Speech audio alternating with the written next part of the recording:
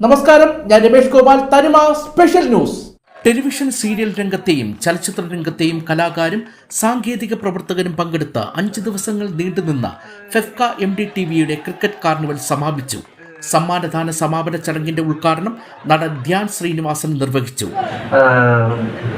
എന്താ പറയുക, ജയിച്ച ആൾക്കാരിൽ എല്ലാവരും നമുക്ക് അറിയാവുന്ന ആൾക്കാരാണ്. തോറ്റത്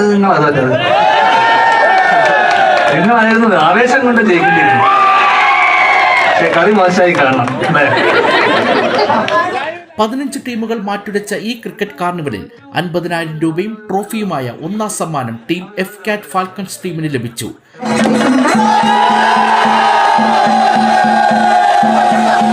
FEFKA vice president GS Vijayan, FEFKA working president Sohan Seenulal, FEFKA treasurer Satheesh Arach, ചലച്ചിത്ര താരങ്ങളായ സാജു നവോദയ, അൻസിബ ഹസൻ, ഉമാ നായർ എന്നീ വിശിഷ്ടാതിഥികൾ പങ്കെടുത്ത ചടങ്ങിൽ FEFKA MDTV general secretary Sreejith Paleri സ്വാഗതം പറയുകയും സമ്മാനദാനത്തിനു ശേഷം സതീഷ് ആറച്ച് ടൂർണമെന്റ് വിജയകരമായി സംഘടിപ്പിക്കാൻ പ്രവർത്തിച്ചവർക്കും ചടങ്ങിൽ പങ്കെടുത്തവർക്കും കൃതജ്ഞത രേഖപ്പെടുത്തുകയും ചെയ്തു.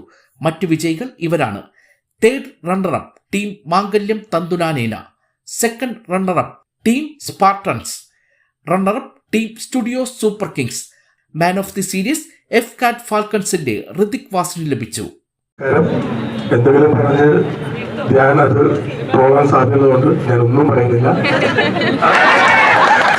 കാരണം ഇങ്ങനെ വന്ന് ടൂർണമെന്റ് കളിച്ച് പുറത്തായാലും നല്ല വിഷമമുണ്ട്. പക്ഷെ ജയിച്ച ടീമിന് ആശംസകൾ അറിയിക്കുന്നു. എല്ലാവർക്കും എന്റെ ഹൃദ്യമായ നമസ്കാരം പറയാണ്. ആ ബാക്കിൽ നിന്ന് വിളിക്കുന്ന ആൾക്കാർക്ക് എക്സ്ട്രാ ഒരു നമസ്കാരം പറയുന്നു.